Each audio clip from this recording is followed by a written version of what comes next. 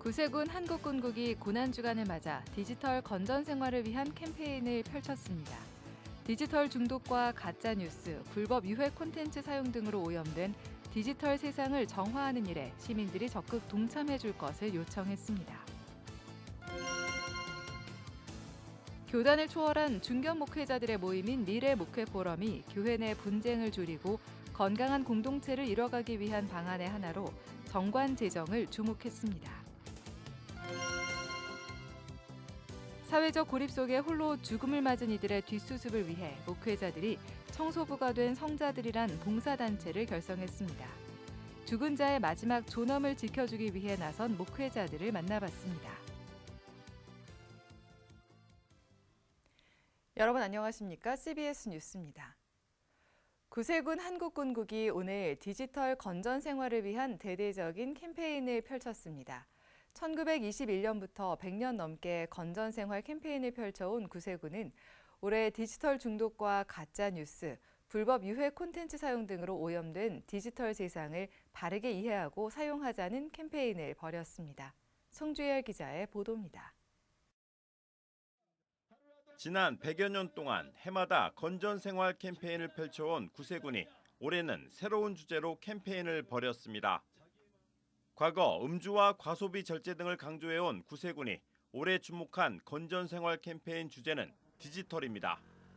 디지털 중독과 정보 격차, 가짜뉴스, 불법, 유해 콘텐츠의 범람으로 오염된 디지털 세계를 바르게 이해하고 사용하자는 취지입니다. 이런 작은 것을 나누지만 하나님께서는 이 작은 것을 통해서 세상의 사람들에게 큰 울림이 되게 해 주실 줄 믿습니다. 우리가 사람들에게 전하는 이 캠페인이 어떤 사람들에게는 중독에서 벗어나는 시간이 되고 어떤 이들에게는 정말 정신을 깨우치는 시간이 되게 하여 주옵소서. 구세군 김병윤 사령관을 비롯해 구세군 서울지방사관 30여 명은 디지털 건전생활 10계명이 담긴 소독 티슈를 시민들에게 나눠주며 디지털 건전생활의 중요성을 알렸습니다. 구세군은 디지털 건전생활 10계명에서 디지털상에서 올바른 언어를 사용할 것, 일정 시간 디지털 휴식 시간을 가질 것 등을 제한함과 동시에 부모와 어르신들을 위해 키오스크 참견하기, 정보의 진실성을 늘 확인하기, 유해 콘텐츠를 멀리하기 등 구체적인 실천 사항 10가지를 제시했습니다. 특히 디지털 세상에서 가짜 뉴스가 판치는 것을 스스로 점검하고 확인하도록 한 점은 눈여겨볼 만합니다. 수많은 사람들의 이목을 끊는 것이 이익과 수익과 연결되기에 디지털 상에서는 정보의 진실성을 늘 확인하는 습관을 가져야 하겠습니다. 구세군은 디지털 10계명 실천은 디지털 범죄를 예방할 뿐만 아니라 디지털을 이롭게 만들어가야 할 책임이 우리 모두에게 있다는 것을 알리는 것이라고 강조했습니다. CBS 뉴스 송주열입니다. 기독NGO 굿피플이 영남 산불 피해 지역의 아카시나무 숲을 조성하기 위한 캠페인을 진행합니다. 굿피플은 아카시나무는 화렵수로서 산불에 잘 견디는 내화수이자 꿀벌의 먹이가 되는 밀원수라며 아카시나무 숲은 산불 확산을 방지하고 기후변화로 어려움을 겪는 양봉 농가에도 도움을 줄 수 있다고 설명했습니다. 캠페인은 네이버 해피빈과 기부 애플리케이션 RG를 통해 진행됩니다. 김천수 굿피플 회장은 영남권 전역에 발생한 산불로 소실된 우리나라의 소중한 산림이 회복될 수 있도록 최선을 다하겠다며 기후재난에 맞서 숲을 되살리는 일에 관심과 참여를 부탁드린다고 전했습니다. 교회 건강성을 위해 교회 정관 갖기 운동이 오래전부터 펼쳐지고 있지만 여전히 많은 교회들은 정관을 운용하고 있지 않습니다.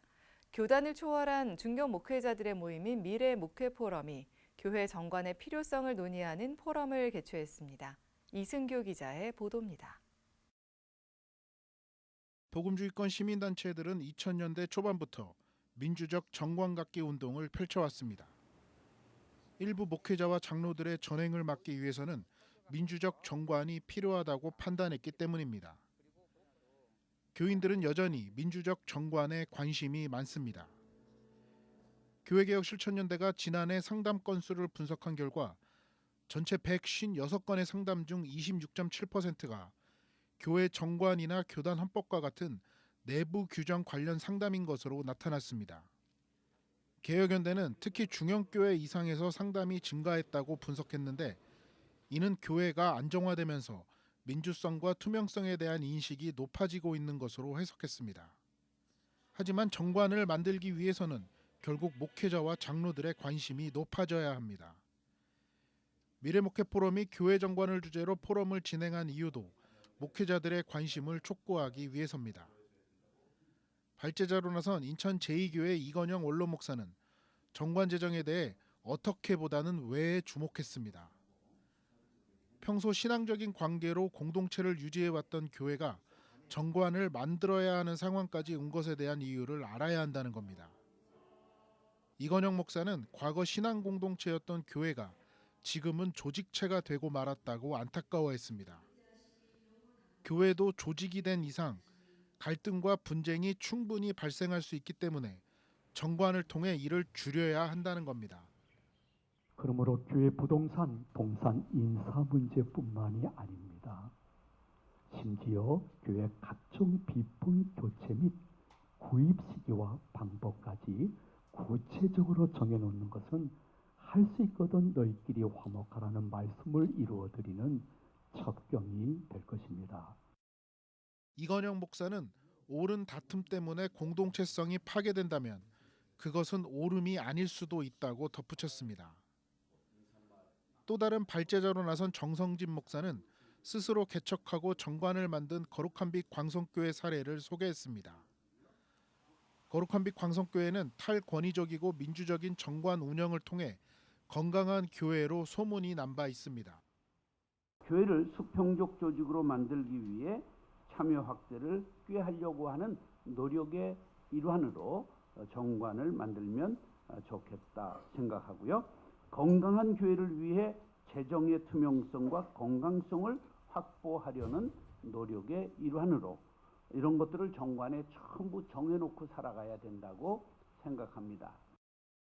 정성진 목사는 정관은 교회를 목사의 것이 아닌 하나님의 것으로 만드는 장치라며 교회의 목표는 바로 하나님이 주인 되시는 것이라고 정의했습니다. 거룩한 빛 광성교회는 실제로 담임 목사와 장로의 정년을 65세로 정했고 담임 목사의 경우 6년마다 재신임 투표를 받아야 합니다. 교회 운영의 투명성을 위해 열린 공동의회, 열린 재직회, 열린 당회도 운영하고 있습니다. 미래목회 포럼은 건강한 교회를 만들기 위해 민주적 정관 제정에 관심을 기울여 달라고 당부했습니다. CBS 뉴스 이승규입니다. 목회자들이 고독사 뒷수습을 하는 봉사단체를 만들었습니다. 사회적 고립 속에 홀로 죽음을 맞은 이들의 뒷수습을 통해 죽은 자의 마지막 존엄을 지켜주고 산자의 삶의 공간을 회복하는 일에 나섭니다. 천수연 기자입니다. 하이패밀리가 청소 봉사단체를 만들었습니다. 작은 트럭에는 기본 청소 도구와 소독기, 몸을 보호하기 위한 장비들을 갖췄습니다. 방염복과 장화, 장갑, 마스크와 고글까지 피부가 노출되지 않도록 해야 합니다. 이들이 맡을 청소 봉사는 일반 청소가 아닌 고독사 시신을 수습하는 일입니다. 가족과 말 한마디 작별도 없이 헤어진다는 것이 참 서글픈 일이고 그렇게 떠나보낸 가족들의 고통도 매우 커요. 우리 사회는 그런 고독한 죽음이 없었으면 하는 마음에서 출발을 했고요. 죽어서도 그 인생은 존엄한 것이었음을 기억할 수 있는 사회가 건강한 사회라고 여겼습니다. 봉사단체의 이름은 청소부가 된 성자들, 주로 목회자들이 봉사자로 참여합니다. 가족을 홀로 보낸 아픔을 겪은 목회자는 물론 성도들한테 베푸는 그런 마지막 선의가 아닐까 생각이 듭니다. 그런 마음으로 할 거고요. 저는 특별히 저희 형님을 그렇게 보냈고 하다 보니까 가족처럼 해줘야죠. 그리고 구석구석. 농촌 지역에서 고독사 시신을 수습한 경험이 있는 은퇴 목회자도 자원봉사로 참여합니다. 생명을 위해서, 영혼 구원을 위해서 애썼던 우리가 은퇴하고 나서 우리가 할 수 있다면 우리가 안 하면 누가 하겠어요? 할 수 있으면 참 좋은 일이다. 너무 값진 일이다. 봉사자들은 고독사 뒤처리는 사회에서 기피하고 외면하는 일이지만 누군가는 해야 하는 중요한 일이라면서 그리스도인들이 나서야 할 영역이라는 데 공감했습니다. 봉사단체의 상징으로 딱정벌레를 고른 이유도 여기에 있습니다.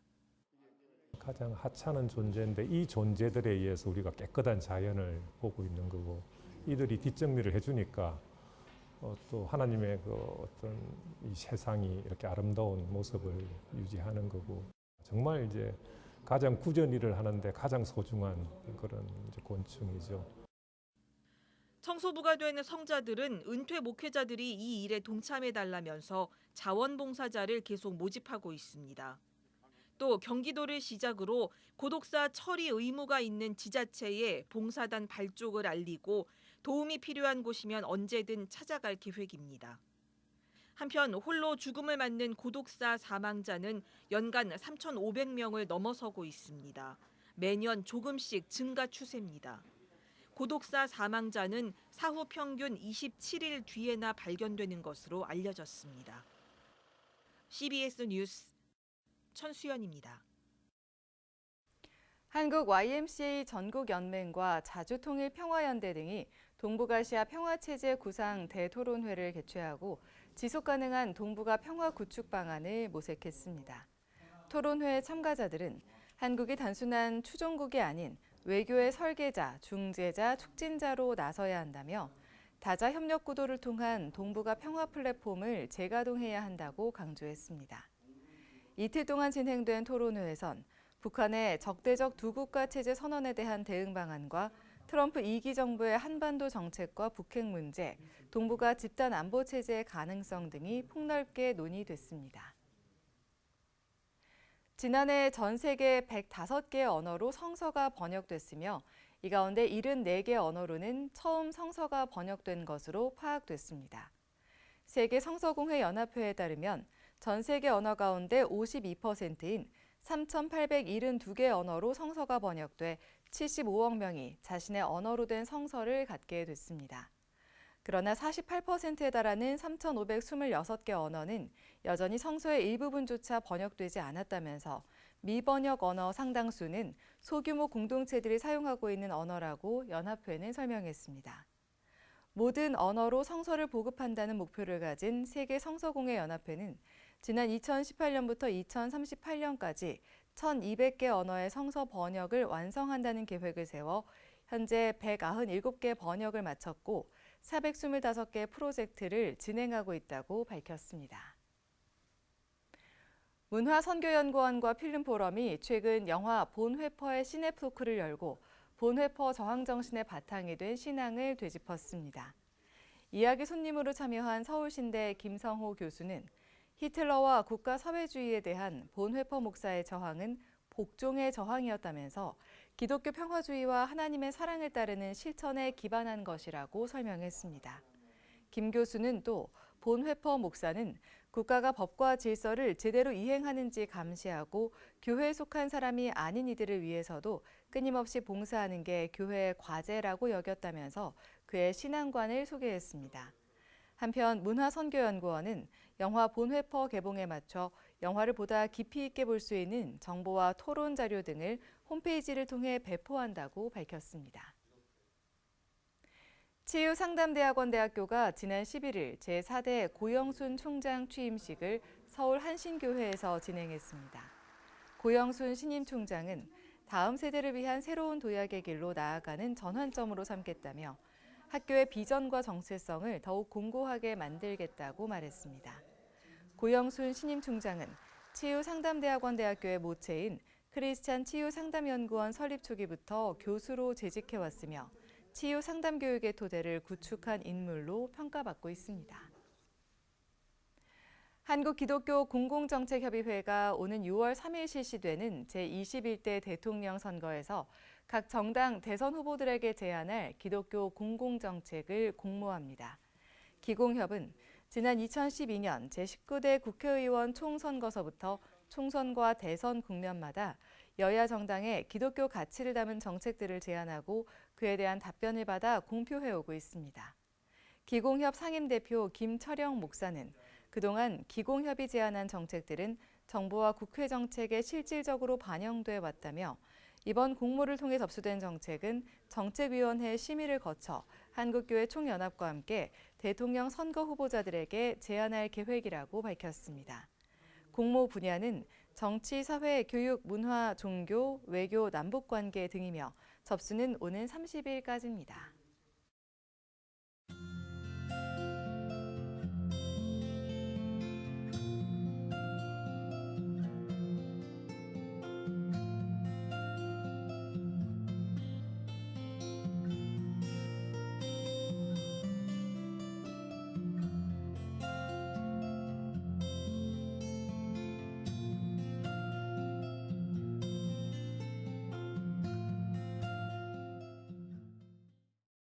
이상으로 뉴스를 마칩니다. 시청해주신 여러분 고맙습니다.